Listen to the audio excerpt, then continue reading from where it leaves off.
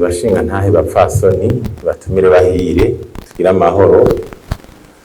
amahoro iterambere n'intwari ibereye mu gihugu cacu. Nibaza yuko akanya sinakanya k'amajambo menshi nakanya ko kubakira tubabwira mu ncamake igikorwa kidukoranije uno munsi mugabo hanini ubutumwa bukaba bufise abahinga babinonosoye cyane aribo mubona harya mu bisanzwe. Iki gikorwa kiri mu ntumbero dushaka yuko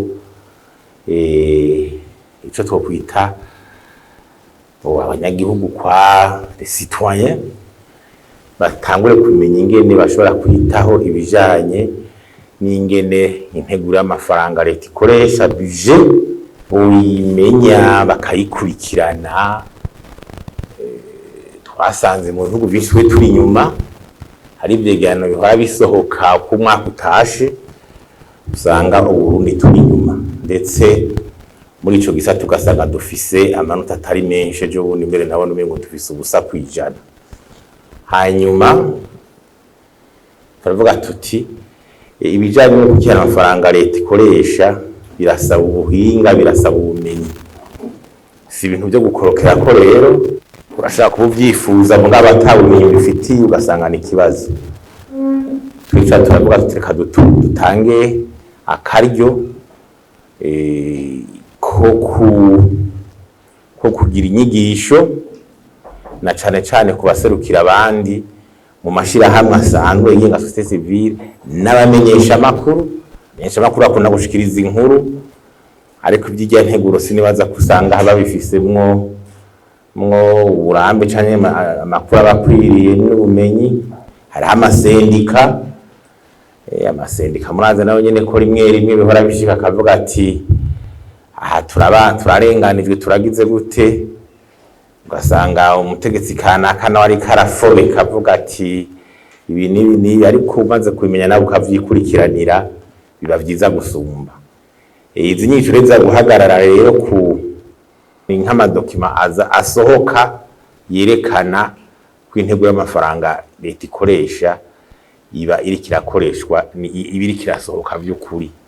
Hama hazojamwo rero no kuraba ingene ikontorwa rigenda.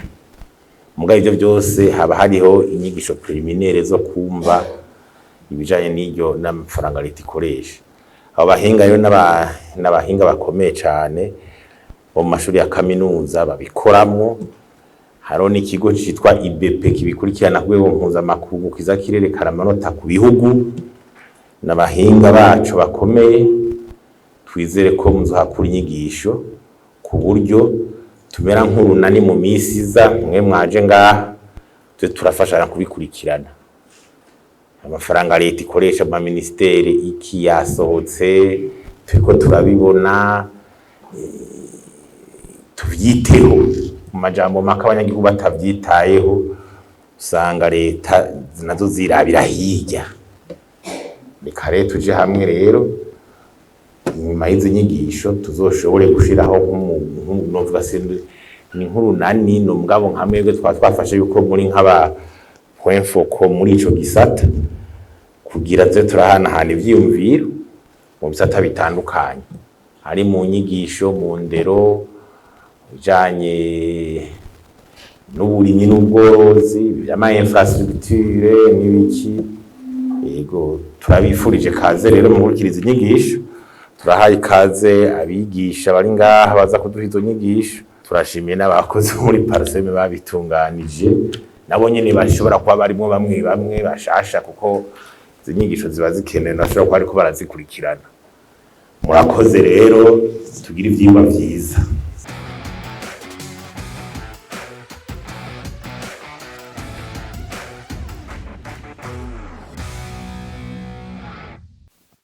Alors, si vous voulez, la thématique d'aujourd'hui, il y a deux volets importants. Ça concerne la transparence budgétaire et aussi la participation du public. Alors, cette analyse que je vais vous présenter est basée sur une enquête. Alors, si vous voulez, la thématique d'aujourd'hui, il y a deux volets importants. Ça concerne la transparence budgétaire et aussi la participation du public. Donc, ce que j'étais en train de dire, c'est que la thématique, en fait, de la transparence budgétaire et le contrôle, c'est une thématique qui concerne la gestion des finances publiques. Et ici, ce que je suis en train de présenter aujourd'hui, c'est une enquête qui est menée par le Centre universitaire de recherche, qui est attaché à la faculté des sciences économiques de l'Université du Burundi. Le QDS a été choisi parce que c'est un organisme indépendant. Ça aurait pu être n'importe quelle autre, on va dire, organisation de la société civile. En fait, pour participer à ce qu'on peut appeler enquête sur le budget ouvert. Alors ici, vous allez comprendre comment. Et l'enquête sur le budget ouvert, on va dire, est basée sur 8 documents.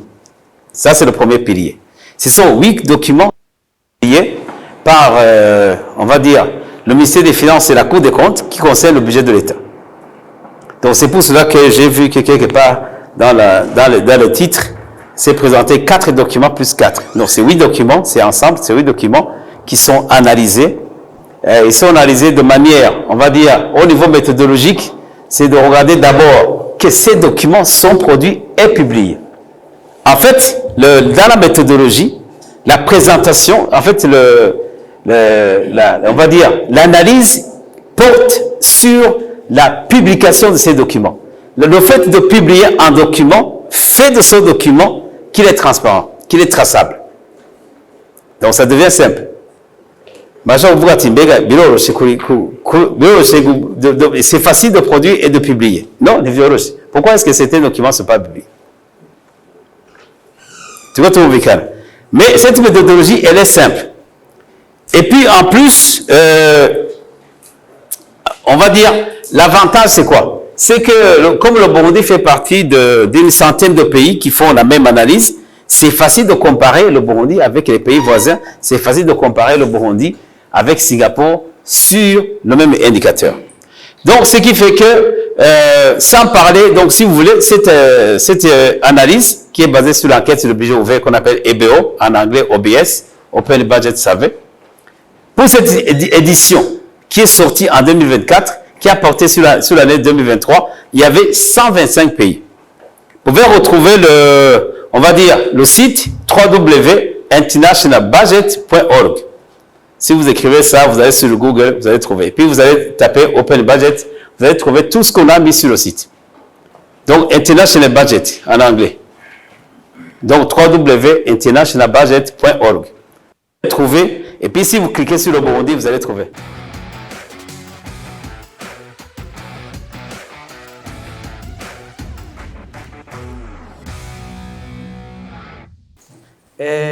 C'est la budgétisation participative et le contrôle citoyen de l'action publique, on dirait en anglais social accountability, au service de la transparence budgétaire. Hanyepfo bavuga bati ingwara za demokrasi ico zikiza nuko hoba plus pas moins de démocratie, bati bituma habiki le budget participatif.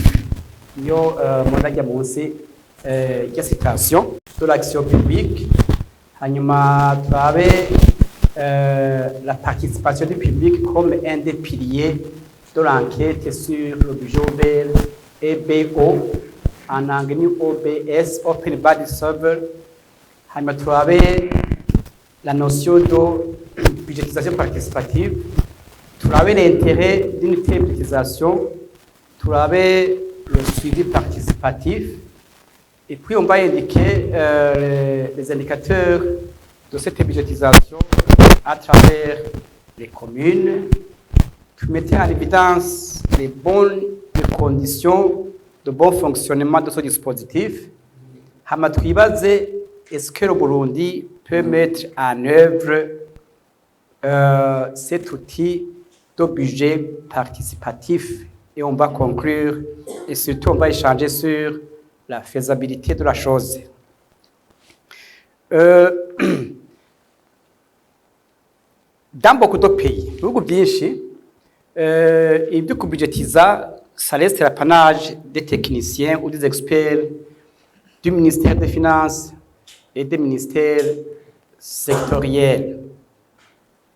Ibyo rero ntibishiramwo les citoyens. Tuvuze les citoyens, no kuvuga abantu bose bitwa les partis politiques, les universitaires, aberekeye les médias indépendants, aberekeye société civile, Parseme, Oricom, n'izindi, kugira ngo nabo bashobore guterera icumu kuri bumwe muri ico gikorwa. Cyo gituma rero face aux lacunes de cette budgétisation, la Banque mondiale n'abandi partenaires, notamment il y a tango IBP, il y a en rouge International Budget Partnership, il y a ONG muri États-Unis, ni commande itayama enquête ibihugu bigira biciye kwa chercheurs indépendants ou enquêteurs indépendants iwacu bavuze ni CURDES iri muri économie niyo qui appuie les efforts des citoyens visant à rendre les autorités publiques plus responsables. Ikintu kirahambiye kubera burya hariho amayirere abantu bagira dans certains pays d'Afrique noire je ngombwa ngo Afrique noire francophone ko niyo nabonye yagoye mu bintu byinshi cyane Afrique noire francophone niba ari ingorane nyinshi Chad, Gabon, Congo, Brazza, Cameroun na hehe kuko les gens doivent être tenus responsables de ce qu'ils font. Ils doivent être comptables à travers le contrôle citoyen de l'action publique. Que signifie le CCAP? Le contrôle citoyen de l'action publique, il fait référence à toute action de la part des citoyens. Les citoyens. Les citoyens bashobora guca kuba representa kuko bose ntibogenda ibyo bishoboka kuko maje ngaha gutyaye mwaserukiye abandi bose handi bari kwakwigwa citoyen. Vous avez les médias indépendants. Médias indépendants kirambaye cyane kuko kwisi yose ushobora gusanga hari inkuru baronse abandi bataronse mugasanga byose bigiye pour l'intérêt du citoyen. Kiba dihambaye cyane gose iyo gwiteye imbere bazifinansa mbe n'abantu bagashobora kwisibiransa abantu batunze kugira ngo zikore neza. Media independent nico kirita civile kigambaye cyane gifise aba intellectuel bazi ubwenge mu domaine rero les expertise il faut ko ziba utilisées.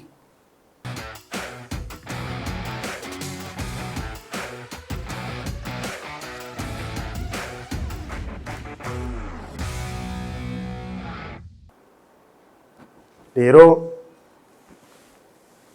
nibanze nivyo iyo migwi yose navuze no kuvuga l'exécutif, le législatif, nico twokwita juridiction financière qui est la Cour des comptes, bategerezwa kugira uwo mwihwezo kugira barabe vy'ukuri rero ko la concrétisation des politiques publiques yagiye muco twita budget zifise uruhara rudasanzwe. Ubwa mbere rutanga amakuru ico no kwita information aho berekana la responsabilité financière y'abantu bariko bashira mu ngiro itegeko. Reka ndabaha akarorero murabona nka commission of finance mu nama nshinga amateka no mu nama nkenguza amateka bategeza kurondera ibigize budget mwigenzurwa bagira gibanze kugira barabe yuko vy'ukuri ivyo urwego nshingwa bikorwa rwa leta ariyo twita le conseil des ministres twagwa n'umukuru w'igihugu ari ku rwego hejuru mu byo bateguye la concrétisation des politiques publiques ziza muri budget kuzoshira mu ngiro bihuriranye n'ivyifuzo bya bene gihugu kuko burya turavye budget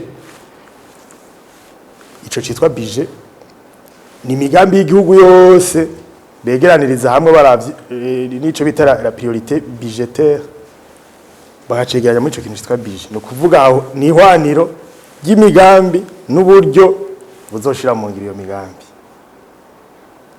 Rero mwibanze nivyo iyo migwi yose navuze no kuvuga l'exécutif, le législatif, nico twokwita juridiction financière qui est la Cour des comptes, bategerezwa kugira uwo mwihwezo kugira barabe vy'ukuri rero ko la concrétisation des politiques publiques yagiye muco twita budget.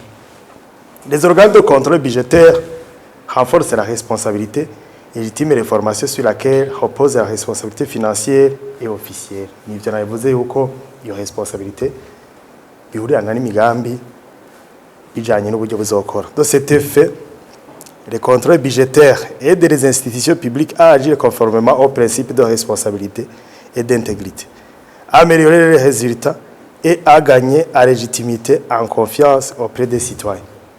Nous kuvuga iki? Urwego nshingwabikorwa rwa leta ruje gukorera twebwe abenegihugu, les citoyens. Rero mu byo twifuza bategereza kugira umwihwezo ico twise les priorités budgétaires barabiye à court terme, à long terme, à moyen terme et à long terme. Reka ndabakarorero dufatiye muri vision 2040-2060 ni migambi bihaye mu myaka myinshi bifuza kuzoshikako. Mugabo tugize découpage mu myaka hacazamo ntuze PND kugira yerekane mu myaka ota tuzoba tugomba gushika kuki, hanyuma ya découpage annuel mu mwaka rero ico bita les priorités budgétaires. Iyo priorité budgétaire iriza guconcrétiser les politiques à court terme bifuza yuko igihugu coshika kwiterambere. Rero urwego shingwa bikorwa rutegereza kurabirwa hafi n'urwego novuga ruje gushaka amategeko ariyo n'amashinga amateka n'amankenguza amateka hamwe rero n'urwego novuga une juridiction financière naho tutarabishikako turaza kubishikako la Cour des comptes nk'urwego ruje kuraba ikoresho y'amafaranga neza nagoce kugira igenzurwa ico bita les commentaires sur les projets de loi de finances kugira barabe y'ukuri by'ukuri ibiko biratekanywa biza bihurirana n'ivyo bihuza bavanye n'ivyo amafaranga batekanya n'ibiko babizokorwa. Bashinga nayo bapfasoni batumire bahiriwe mwese mu cubahiro ciwe tugira amahoro iterambere n'intwari ibereye mu gihugu cacu. Kubisanzwe sinubanje no kubarandira cyane kuko igikorwa kinini carakoretse twaravyumvise. Ubwa mbere kwari kubashimira ku butumire mwitavye, birerekana gukunda igihugu, birerekana kugishigikira mu iterambere kuko ntituzogishigikira twigira sinda bibazwa mu vyega igihugu.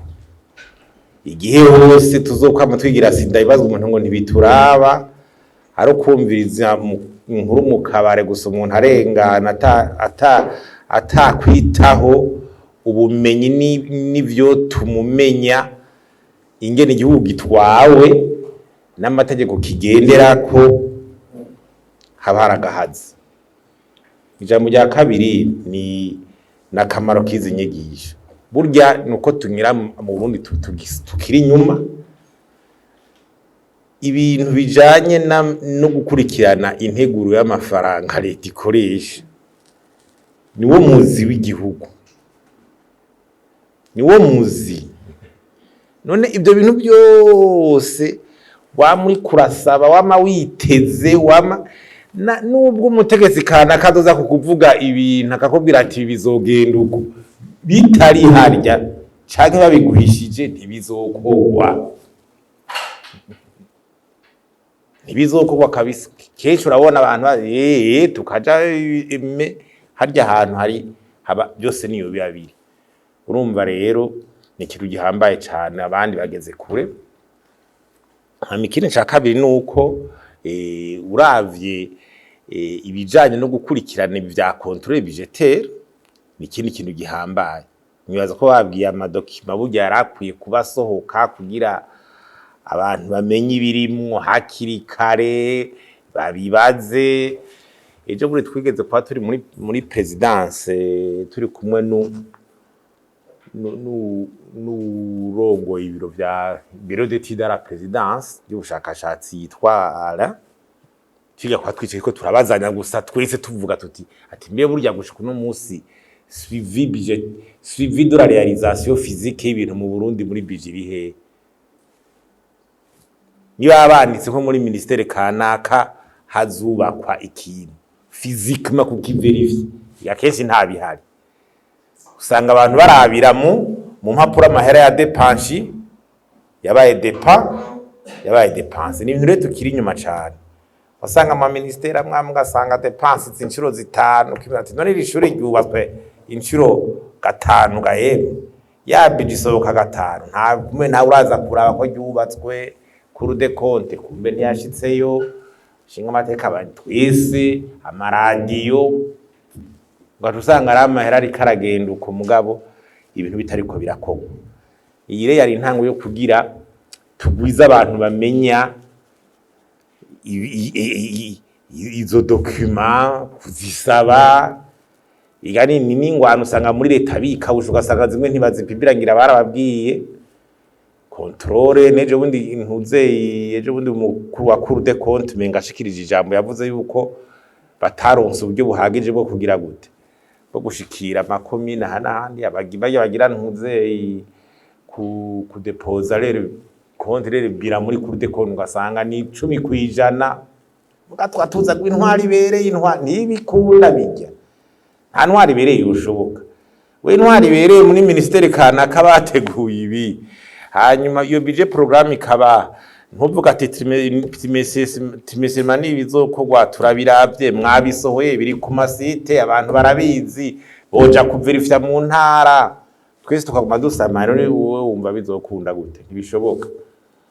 A contrôle budgetaire ikaba serieux citoyen na contrôle ya za Cour des comptes twasanze umengo rero ni ibintu birezerewe ngo kumashira hamwe nkaguma mwumva ngo za parseme kumva zande zawaje za urikoma ariko ugasanga haragahaze twashatse rero kuvyagura nta numwe bitaraba.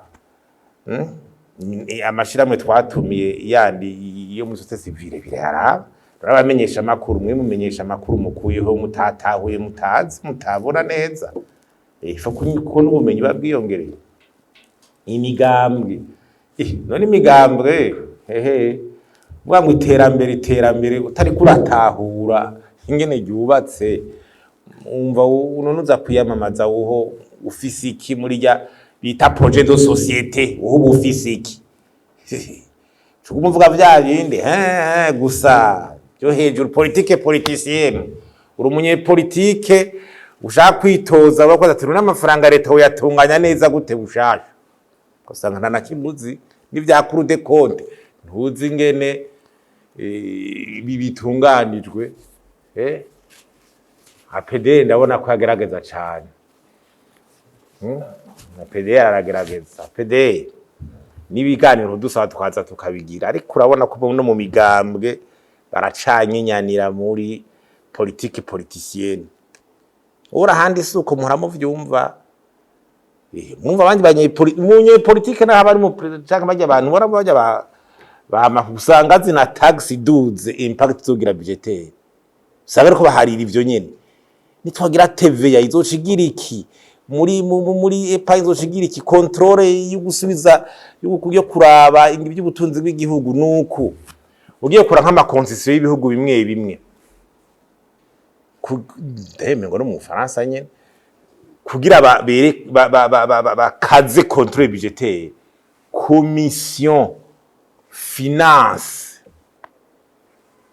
yo muri assemblée tegeza gutwarwa na opposition naho bafise amajwi 5 yo bayitwara kwavuga tuti abo muri opposition nibo ni bazoguhanga kuraba igene uri kurajera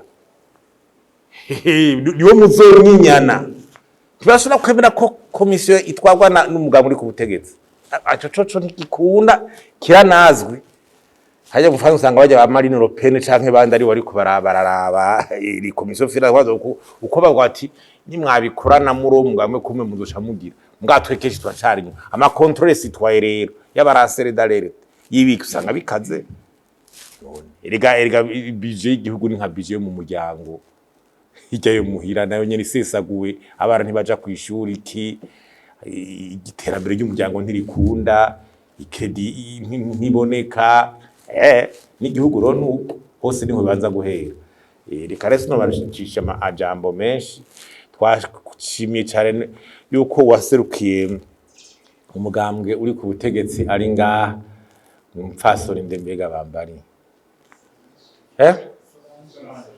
Solange karibu cyane muze muritaba mutange raporo y'ibi bintu utushikana hariya ati za murababwira byanejereje cyane kabisa byanejereje cyane karibu nejo tubatumye muze mutwitabe kuko ibintu dushaka kubibandanya bimere nk'urunani ruja hamwe mwe mwaje turashaka kubikorako tugahanahana ivyumviro cette fois c'est ivyumviro vy'ibyo tukura kuri tere rero kuko ibi ni byanditse none kuri tere yifashe gute umva ari byanditse mu bitabo mugabo ari byo kuri tere none bavuze bati dufate nk'ubavuze bati nabonye nko muri bijati subiramwo piste aéroport Melchior Ndadaye je nkabonayo badebrotseyo nk'imiliyari 50 canke 60 naro mechanisme yo kubona yuko iyo piste yabayeho nziza nivyo rero bene ibi bavuze bati hazubakwa anecdote muri 2012 tukibitangura ibi hara ministère naguma mbonamwo centre de réflexion igumigaruka nk'imyaka 5 ugiye kubaza ati no ni centre ntawe yubakiwe ndirahera kandi bije yayinde nyine ugiye kubaza ko zabwa tutereka ntunkwegere ako yatereka ntunkwegere waca wumva icarico urumva rero nibire vy'amakori ama exoneration ni bande bayarose bikwiye les affectations budgétaires byazagenze neza priorisation basi umuntu akagira droit de regard no kugira izo documents za public sinda barandire rero turabashimiye kandi kubona mwaratwitavye mugabo ntituhebanye genda murondera amakuru mwamenyesha amakuru mu migambwe rondera amasendika tware yatumiye muraze ko nayo hahora haba bagashuha ifu kwaza aramenya ati muri bije hari ibiki ibintu nk'ivyo urumva rero ni warunani bw'abantu benshi n'amashingiro twatumiye warunani bw'abantu benshi bava mu ntu zitandukanye cette fois tubikore tuvyiga parme ngo rimwe bya sensibilisation umuntu ayeyemvya mugabo tugire hazogihe igihe rero twevaliwa nk'umwaka hameza 3 tuzobiramwe zabiteguye ariko rero turabashimiye cyane byimva mutima murakoze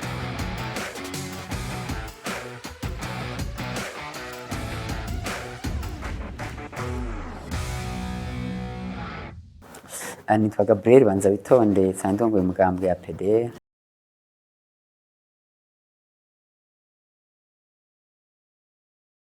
ni inyigisho zagize akamaro cyane kutwereka ingene bategura n'ingene bakoresha amafaranga yateguwe gukoreshwa mu muco twahiga ibitari bike kumenya intambwe 8 zatezwa kuranga ubujyanye n'ingene amafaranga akoreshwa ariko kandi kumenya n'inzego zitandukanye zatezwe gukurikirana ibijyanye n'uburyo bwa leta ingene bukoresha ariko kandi twabonye ngo n'abene gihugu bari mu mategeko kumenyeshwa ingene ubwo buryo bwa leta butegurwa n'ingene bukoresha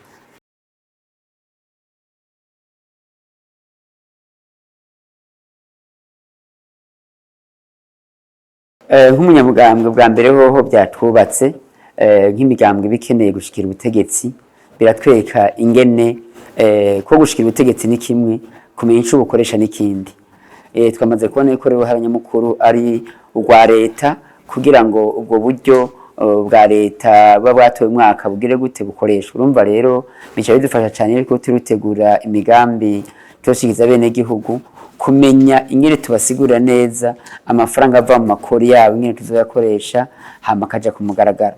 Ndaje tubasaba ko n'iyindi migambwe yose yoba yiteguriye kuzohiganirwa ibibanza byo kurongora igihugu iyo bishira mu migambi bakamenyesha abene gihugu. Ariko kandi ikindi gikomeye cyane byatweretse yuko iyo bitabaye mu muco cyo turonka amanota make ku rwego mpuzamakungu. Urabona nk'ubu twaronse amanota 18 mu bijyanye no kumenyekanisha ingene mu buryo bwa leta bukoreshwa, ariko ku bijyanye n'ingene abanyagihugu babimenya ari ubusa kwijana.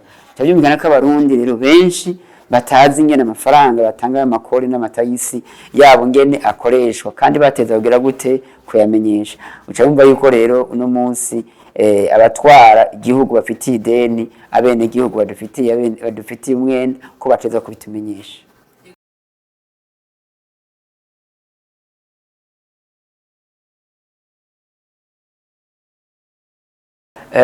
Icyifuzo canje bwa mbere twifuza yuko leta ibyo bintu 8 bisabwa yo bishira mu ngiro abantu bakamenya amafaranga akoreshwa, ariko kandi inama nshinga amateka nayo ikama yishuza leta ikoresha y'ayo mafaranga mu gutanga ibyegeranye n'amaraporo ngene amafaranga yakoresheje. Ariko kandi tugasaba yuko sentare baheza amatungo ya leta kuri do compte bo yihereza uburyo bukwiye ikazira kurikirana ibisata bya leta ingene byagiye birakora. Mwaka kandi basaba rero na leta yuko izirakoresha abahinga muri bisaba ubuhinga bakareka abahinga bakabakoresha kugira ngo baze baratanga ivyegeranyo kandi ivyegeranyo leta ikaza irabikorera. Twa Jean Bosco nzosaba na seri kwishira hamwe waje muri no nama.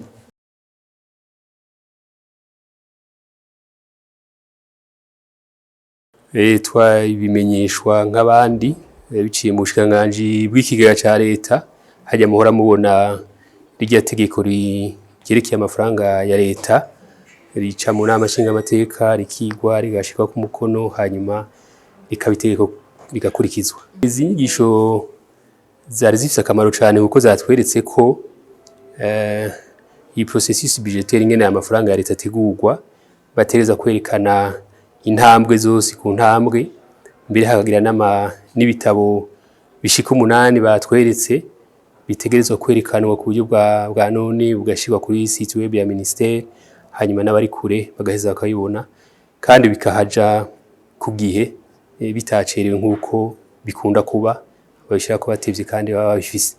Nababwiye yuko twe tubironka aho babishiriyeho urumva batarabishiraho nitwo bironka bwa hari byo tumenya biciye nko menyesha makuru mwebwe nyine mwashoboye kuja mu nama biriko biravugwamwo mukatubwira uduce, ariko twebwe nk'abandi bose ntitwa dukeneye uduce hakenewe raporo yose hakenewe itegeko ryose.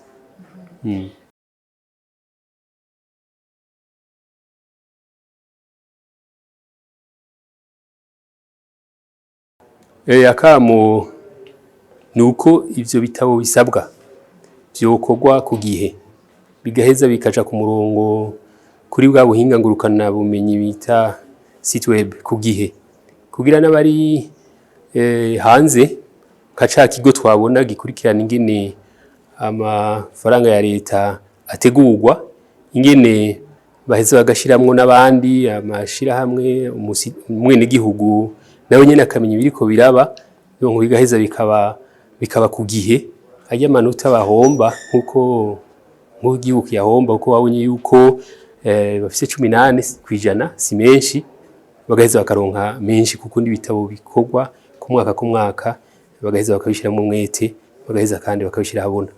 Mbe munyagihugu birakenewe yuko ivyo bintu by'ubuhinga nkuko yirwa arabimenya. Munyagihugu bo muhekenyera arico bita budget citoyen bagaheza bakayitegura mu buryo ashikira hamvya bakayimushikiriza ku mutumba nawe nyene birakenewe kuko ayo mafaranga turiko turavuga nayiwe mbere avana mu ikori atanga naho hari igice kiva mu fashanyo nawe urazi yuko afise uruhare utari ruto.